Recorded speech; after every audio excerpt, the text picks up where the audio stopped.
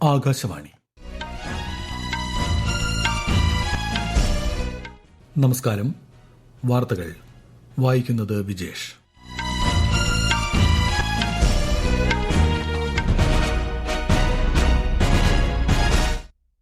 പ്രധാന വാർത്തകൾ.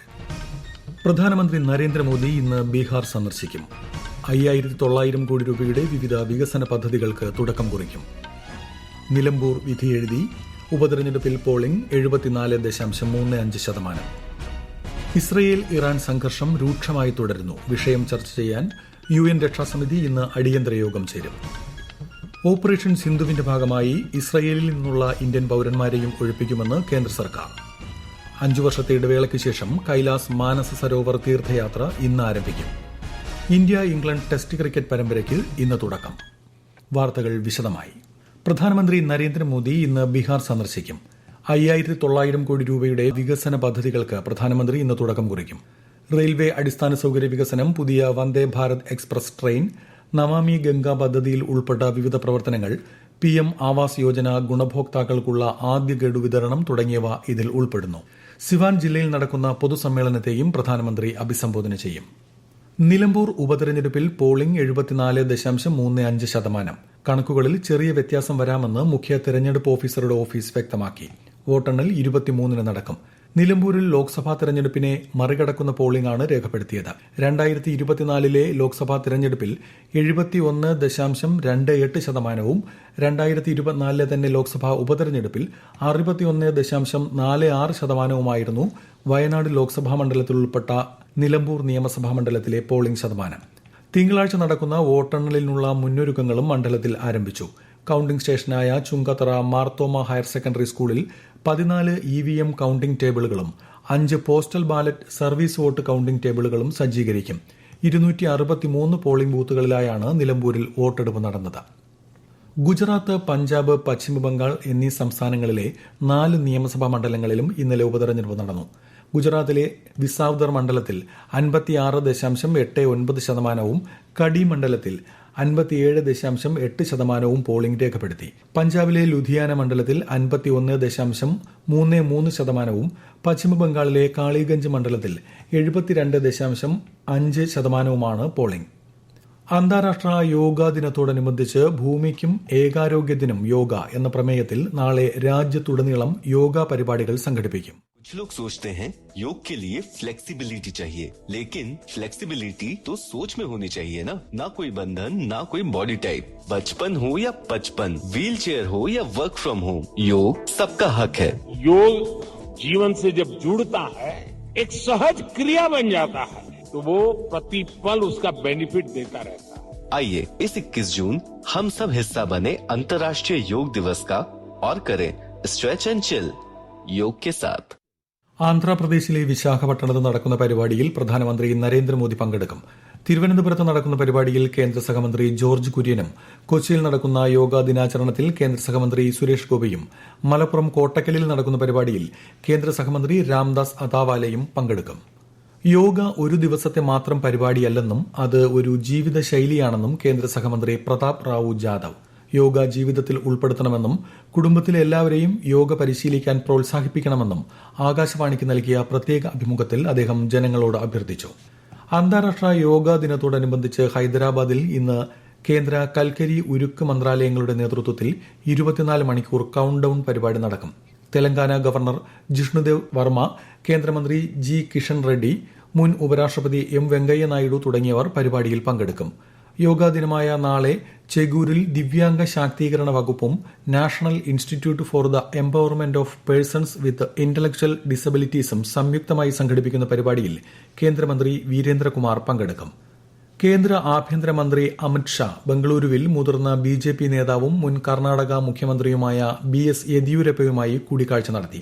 ബംഗളൂരുവിൽ ആദി ചുഞ്ചനഗിരി സർവകലാശാലയുടെ ക്യാമ്പസ് അദ്ദേഹം ഇന്ന് ഉദ്ഘാടനം ചെയ്യും. മറ്റന്നാൾ 2 ദിവസത്തെ സന്ദർശനത്തിനായി കേന്ദ്രമന്ത്രി ഛത്തീസ്ഗഡിൽ എത്തും. ഈ വാർത്തകൾ ആകാശവാണിയിൽ നിന്ന്.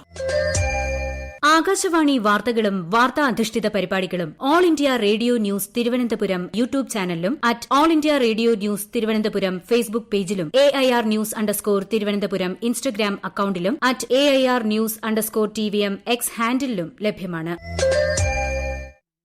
ഇസ്രയേൽ ഇറാൻ സംഘർഷം ഒരാഴ്ച പിന്നിടുമ്പോൾ സ്ഥിതിഗതി കൂടുതൽ കലുഷമായി.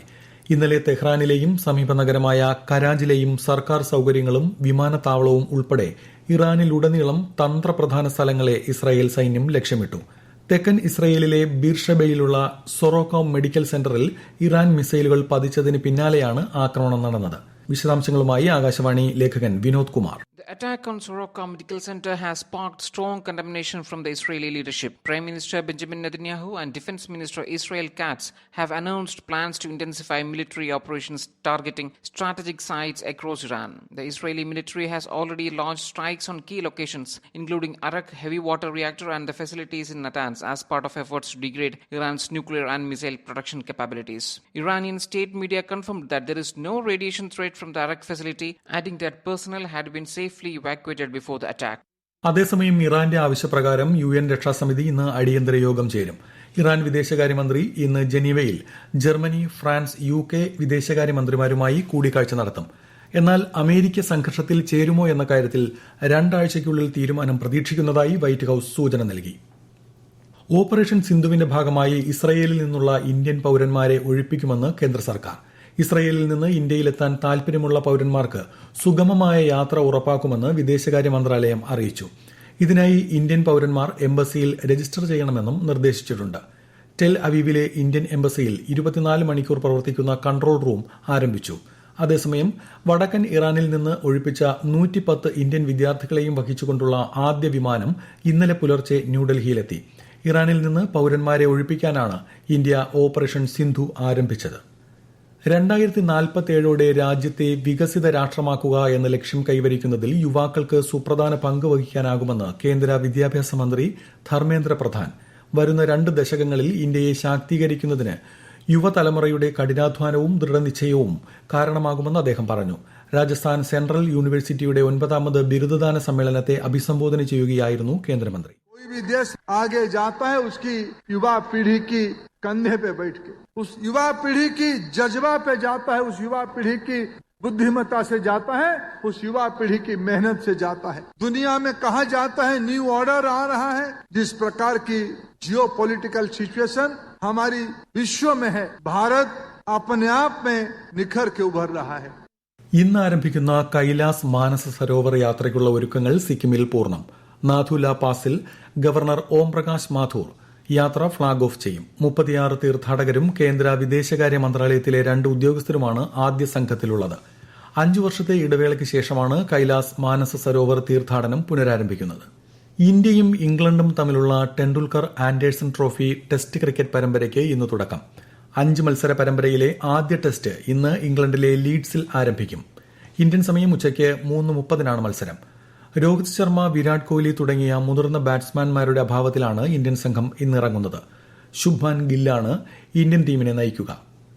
ഫ്രാൻസിൽ നടക്കുന്ന പാരീസ് ഡയമണ്ട് ലീഗിൽ നിലവിലെ ജാവലിൻ ത്രോ ലോക ചാമ്പ്യൻ നീരജ് ചോപ്ര നാളെ മത്സരിക്കും. ദോഹയ്ക്ക് ശേഷം നീരജിന്റെ 2ാമത്തെ ഡയമണ്ട് ലീഗ് മത്സരമാണിത്. ഇന്ത്യൻ സമയം പുലർച്ചെ 1:12 മുതൽ മത്സരം ആരംഭിക്കും. കേന്ദ്ര റെയിൽവേ വിവര വാർത്താവിനിമയ മന്ത്രി അശ്വിനി വൈഷ്ണവ് റഷ്യൻ ഉപപ്രധാനമന്ത്രി അലക്സി ഓവർചക്കുമായി കൂടിക്കാഴ്ച നടത്തി.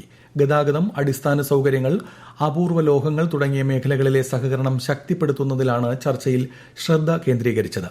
ഇന്നലെ സെന്റ് പീറ്റേഴ്സ്ബർഗിലാണ് ഉന്നതതല യോഗം ചേർന്നത്.